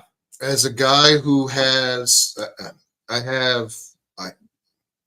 she just got visitation again, and thus it's joint, but I have primary physical custody of my two younger children. I understand how hard and how expensive your struggle is, and all BS aside, we should really get governments out of families. I understand you need to protect people from folks that are predatory. I get it. A lot of guys out there victimized women for years and years, so they had to protect them. But holy crap, this ain't back then. And nowadays, the system still ruins us, because 95% of child support goes to the woman, and 85% of single parents are women. So it's just right now how it goes. Yeah, I have a bill giving parents equal rights the moment that DNA is determined, and putting the onus on the individuals till they can get into mediation. And I want to remove the teeth from the family court system. They should just be trying to unify the family, not divide it. If it needs to be divided, it should be left to DCF or DJJ. And those are the only entities. The family court should try to be building the family, not destroying it. Dividing the family is how they keep us living in survival. It really is. It's one of the ways. Are you working with Nathaniel Snyder at all up in Tampa? No, I know about his campaign, but I haven't worked with many of our Florida candidates. You should definitely reach out to him, because I remember when he was on, he was talking about some issues that he was having with the Florida Department of Family Services, or the family courts in general, because he has some children that have special needs. In fact, we just played a commercial about it. Yeah. So I think that you guys could definitely form an alliance. And as I've said before, like, folks that are on, like, the federal level should be helping, like, the folks that are on the state level. And from the federal level. Yeah, from the federal level, the biggest thing that I think is a big hurdle is the mandatory child support. Right now, we have 1 in 4 kids don't have a father in the home, which I think is going to be significantly worse And I think that those children are never going to know who their father is in the future, because the skilled labor and the dangerous jobs are diminishing for men, and women are still going to college and getting college degrees, starting to make more money than the average man. And with that being said, with child support, it's non-sexually discriminating. So what it does is it actually incentivizes these college educated women to end up filing as a single mother with a dependent than acknowledging the father's existence, because acknowledging the father's existence will then return to have the child be an extortion racket to take money from the mother, and the mother now has to deal with the father's opinion, which, I mean, if you're going to lose your freedoms, why would you choose to lose your freedoms for a handout? I keep telling folks, I told both my boys this, I told my nephew this, you get one choice as a man. Well, two. You could abstain, and since all of us are sinners and abstaining ain't really great, you can choose to use a condom. After you decide not to use that condom, every other choice is taken from you. The woman can have the kid or not. She doesn't even have to tell you. All your choices are gone. You get one. Use the condom or not if you choose to engage in sex. I suggest you use the condom, but then again, you know, I have 4 kids and love all of them, so condom schmondom. Let's see what happens in the future. But it is an extortion racket. You are right. The one who makes the most money loses.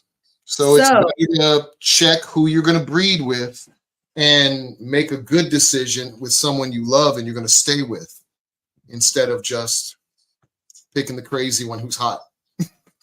Speaking of money and something that you love and want to stay with, Joshua told me he wanted to talk a little bit about gold and silver, because we've talked a little bit about Bitcoin. So Joshua, tell us, what is it? Hold on, let me put you on full screen solo. Oh, that's the bucks. So another policy, because we all see what's going on with inflation and the mass spending of government. I feel like the best way that a state can actually, or the job of the state is actually to be a backstop for the constituents from the federal government. And one way that I think that we can do that is by going to a gold standard in Florida and allowing Florida to be the 6th state to make gold as legal tender. I want to make us the second largest, or the 2nd state to have a gold reserve, and take 10% of our state savings, which right now Florida has set $6 billion in savings. And I want to take 10% of it and convert it into gold. And then, as much as I'd like to get it all done in 1 year, I would like to work on creating a public-private partnership with Goldback or another entity that can actually start creating transactable gold. Goldback is a really interesting company because they're able to fractionize a troy ounce down to 1,000. So it's currently about $2.50 would be the cheapest bill based on US dollar.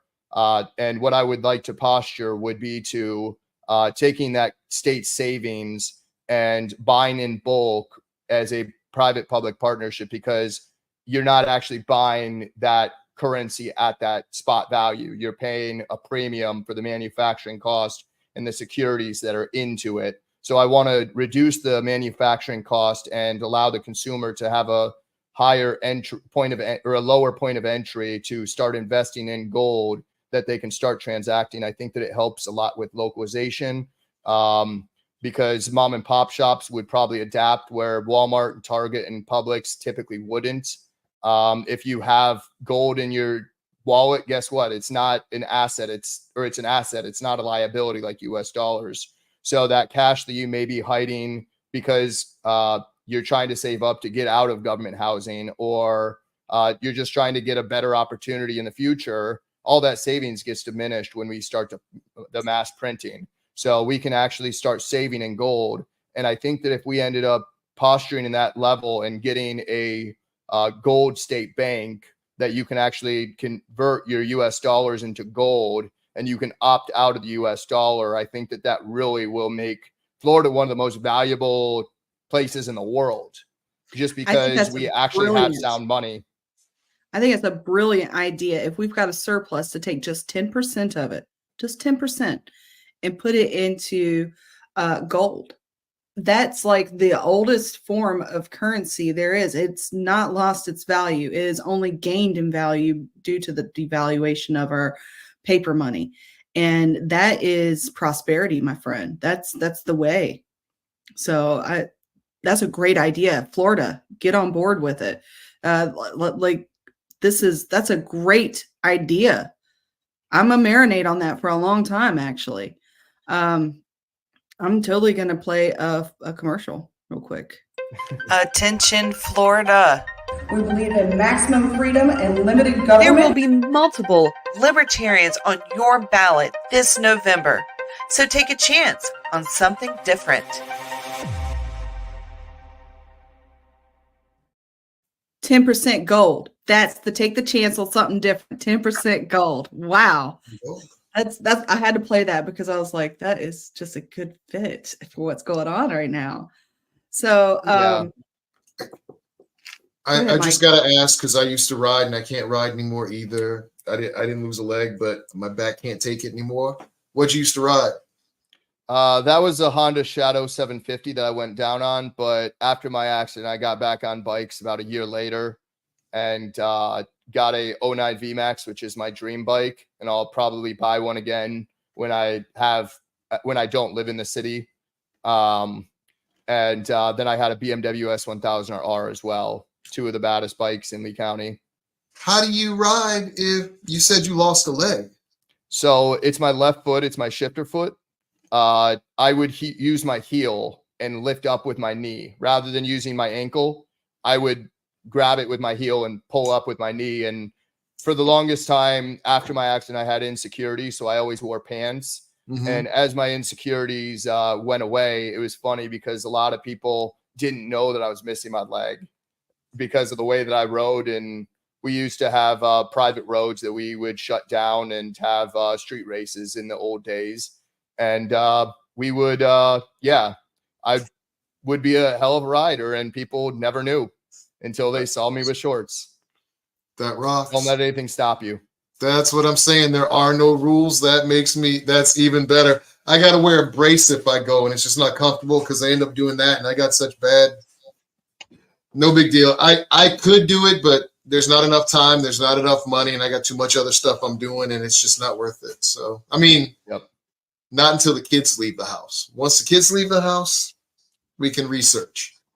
Yeah. This isn't the crowd for me to tell my motorcycle story. I'm going to just say. Oh, no. For every motorcycle story you got of somebody getting hurt, I've got 10 because I used to ride.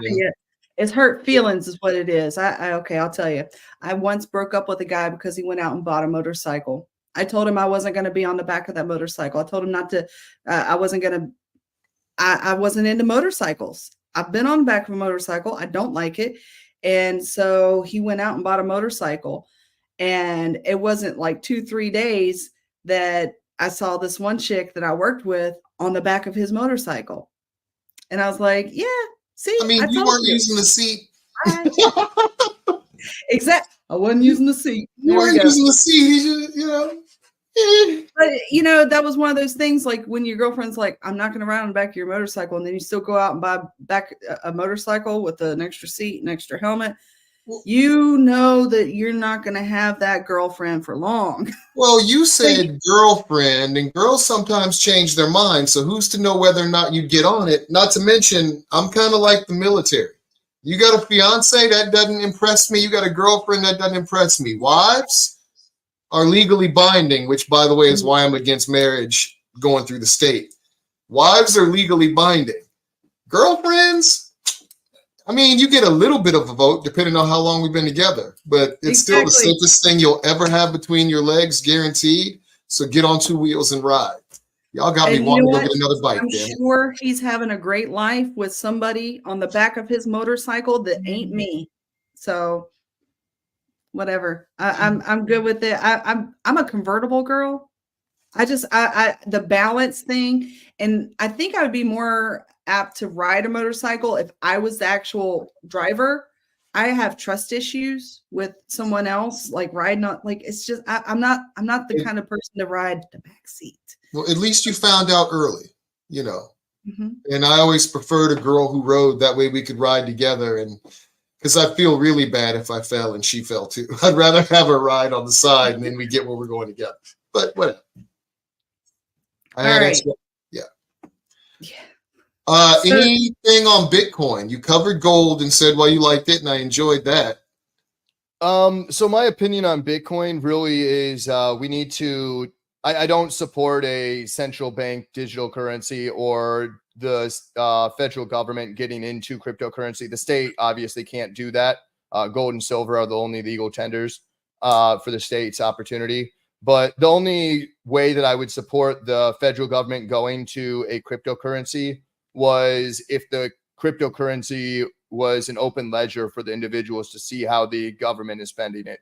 I don't like the open ledger of Bitcoin and Ethereum, though I do hold both. I don't like the fact that government can backdoor and say, oh, well, this address is associated to this person and this person and this person. And the amount of money that people can hold on ledgers, it's just, yeah, I think that it's a dangerous thing for government to get involved unless if they have the transparency and our money, our taxes are being the transparent aspect, not the way that we spend our money. I can definitely see how you go about that. I mean, think about now when we have rules and laws and somewhat a little bit of a ledger to transparency of where our tax dollars are going. And we think about like how much money is going overseas, how much money is going towards the war machine, how much more would go towards those things that are, destroying humanity basically and destroying America. If there was no transparency, if there was no accountability whatsoever. I like what you're saying there with like having more transparency for the government. Yeah, like for example, the debt clock that I'm rocking, it just ticks and I can't see, oh, well, what was that check going to? I want to be able to see where that money is going to, and they just keep on spending it as if they have no accountability, and we need accountability in our government. We do. It's because they have no accountability. They have none. They're not beholden to us. They spend our money on what we want or what they want. And what people don't get is every dollar that they vote on is borrowed money. The parts of the money of the funds that are paid for and stuff are all in mandatory spending. Every dollar that they vote on and some of the dollars that they don't are borrowed. Mm-hmm. To the tune of 6 figures per second sometimes, depending on the day. Yep. Yeah. $1 trillion every 100 days. Is it down to 100? It was like 112 last time I checked, or 115. But yeah, still, it's 100 days. It's disgusting. Every 100 days, $1 trillion. All right, I'm gonna do another commercial. I'm gonna do a Chase Oliver commercial that's got money on it because I feel like I don't remember this commercial exactly. So let's see if it's about money. If no candidate receives over 50%, then the top two candidates head to a runoff. Now we know this race will head to a runoff. New focus on the influence of libertarians in Georgia's Senate race. There's another player in the mix. Voters deserve a chance to have their voices heard, and they shouldn't have to be lumped into one box or the other and have to be shamed into voting into two parties. These two major parties aren't addressing their pain. The CBO themselves said the Inflation Reduction Act wouldn't actually reduce inflation. Are you actually reading the bills, or are you just taking Chuck Schumer's word for it when you vote on these things? We obviously need to audit the Fed. Once people get a little bit more education about what the Federal Reserve does, they'll want to see it ended. We claim to be the light of liberty unto the world, and if we seek to hold that mantle, we have to fix our broken immigration system.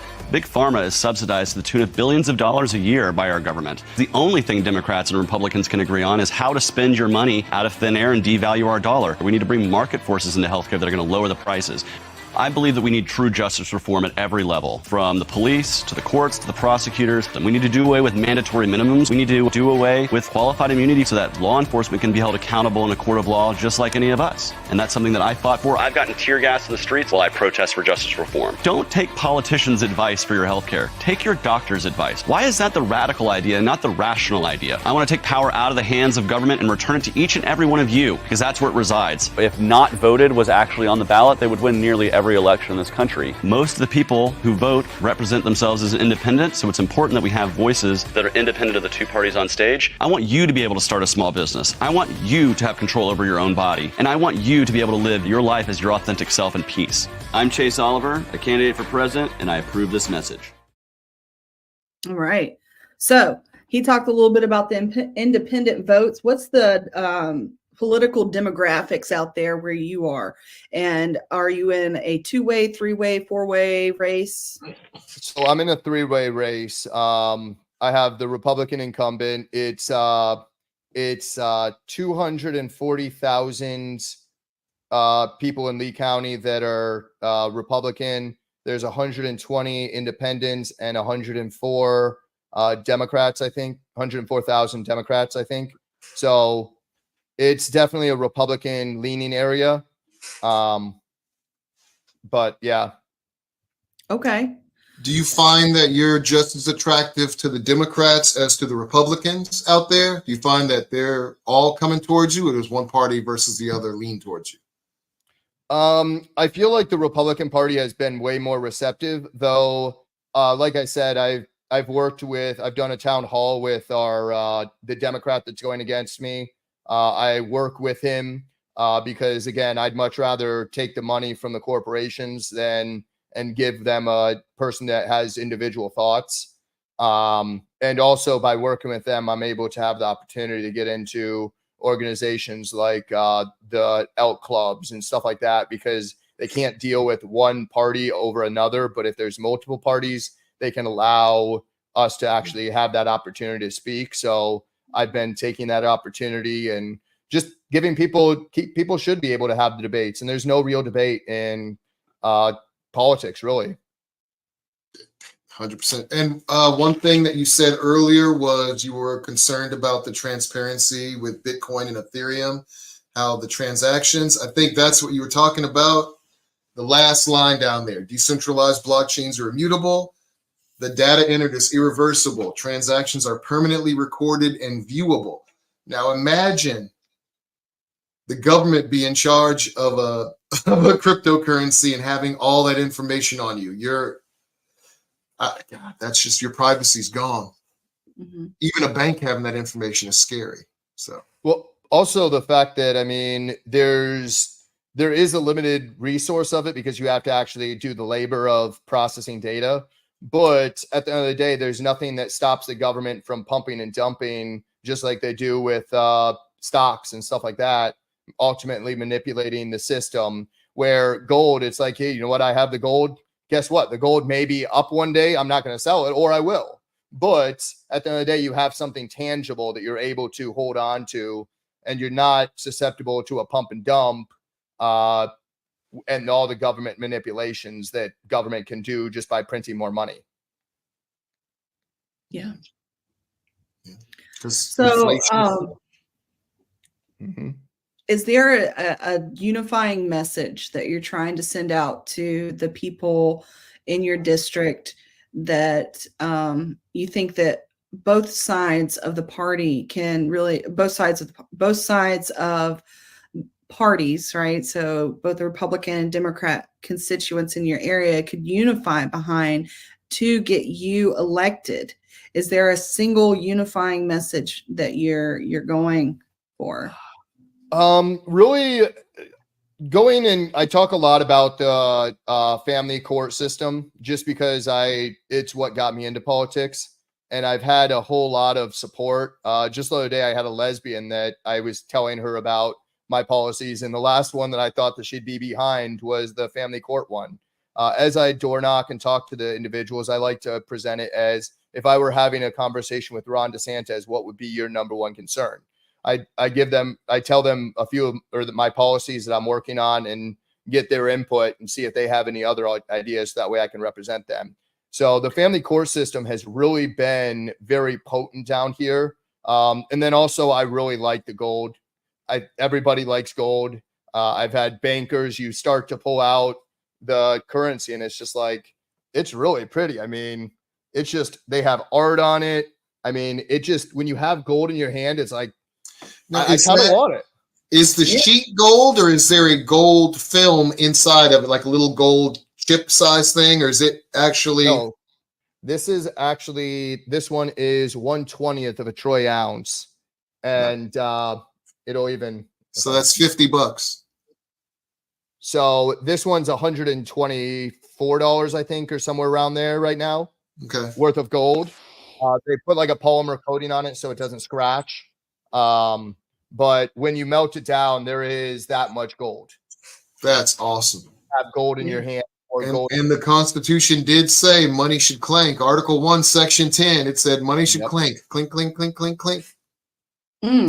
Should be gold and silver is what it said. But So how are you on some of the bills that are going to be on the ballot in November, in particular Initiative 3, the legalization of recreational marijuana? I'm very pro marijuana. I think that we really need to get good state legislatures in Florida so that way we can be as liberal as possible with those policies. Because just because it's legal doesn't mean that it's going to be accessible. And I think that we should make it accessible. I would, if that were on my desk and we were starting to write the policies, I'd like to see at least individuals be able to have at least 2 plants for their own personal use. I personally use medical marijuana for myself due to leg and back pain. I was completely against it until I was 28 years old and my father was dying of cancer. And one of the resources that I said was, let's look at alternative measures. And it was like, okay, well, let me try it. And it really helped me from a medical standpoint. So I'm very much for ease of access. I actually got boxed out of the legalized medical marijuana because pain and suffering is not enough anymore to get the medical. So I get THCA from the vape stores, which I personally want to control my own food. I want to control everything that I ingest into my body. I want to have chickens. I want to have cows. I want to be able to make my own medication. I don't trust people, especially with what goes into my body. I agree. I think that a lot of what the pushback against Initiative 3 in Florida has been, especially in the community of folks that do use marijuana already, has been, why is it not homegrown? Why is it only being supported by a select few cannabis industries, right? That's like saying that, you can only buy your cigarettes from Philip Morris, or, and that's just, it's not what the people want. But at this point in the game, and I do think that a lot of politics is kind of like a football game, right? And we're at third down at the 30-yard line. And we've got, this one more play to do, and it's either going to be 4th down and we've got to try to get the 1st down and all that stuff and just keep pushing it. Or, there's an opportunity to do a full-on Hail Mary and get a bunch of libertarians in the U.S. Senate and the U.S. House to legalize and decriminalize and deschedule cannabis for the American people so they can grow it at their homes and let, people worry about the smell. And I came up, that actually came up this weekend, was about the smell. There was a lady in the audience that was just going on and on about the smell. And usually I say stuff like, well, I don't like the smell of farts, and I hate it when I smell alcohol and somebody throws up, and then you got the alcohol pukes, which all those are very valid and I still hold to those, but I've found a better one. And I found it when I was in a mall walking around with my husband with our little campaign t-shirts, and there was a puppy store. And I don't know if I'm allergic to dogs, but I know that dogs have a very distinct smell. And I went in there because I love all animals. I even love puppies too, because I just wanted to, little animals. We had you already kittens on said earlier. you were a cat lady. I saw you fawning over Amber's cat. I know, but I love all animals. I'm a typical white lady. I ain't scared of nothing, no critter. But when I walked in, the smell was just overwhelming, the smell of dogs. And I think about it in kind of my place of, I don't like the smell of dogs, but people still have medical issues where they have, service animals. They have seeing eye dogs, and it's their medical necessity. But not only that, they have a responsibility to keep their service animals from interacting with other people that don't want to be interacted with, right? Like their animal is for them, same as medical marijuana is for you. And if you're out in public, it's not the right thing to do to just, blaze up at a playground with a bunch of kids and say that, oh, it's my medical right.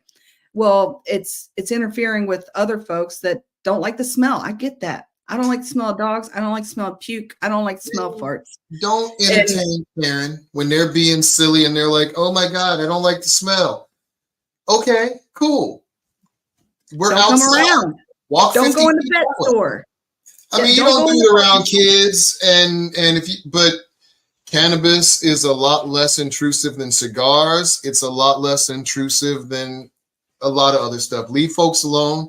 It is an edible seed, an edible plant, a medicine, and an intoxicant. Leave it alone, study it, and figure out what the long-term effects it's doing to folks, because the stuff that we use isn't the stuff that they test at University of Mississippi, I believe. Mm-hmm. That's like 11 to 13% in crap.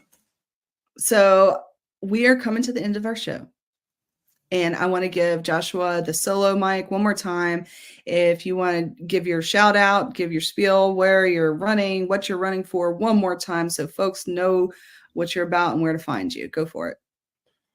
So once again, my name is Joshua Krakow. I'm running for State House District 77.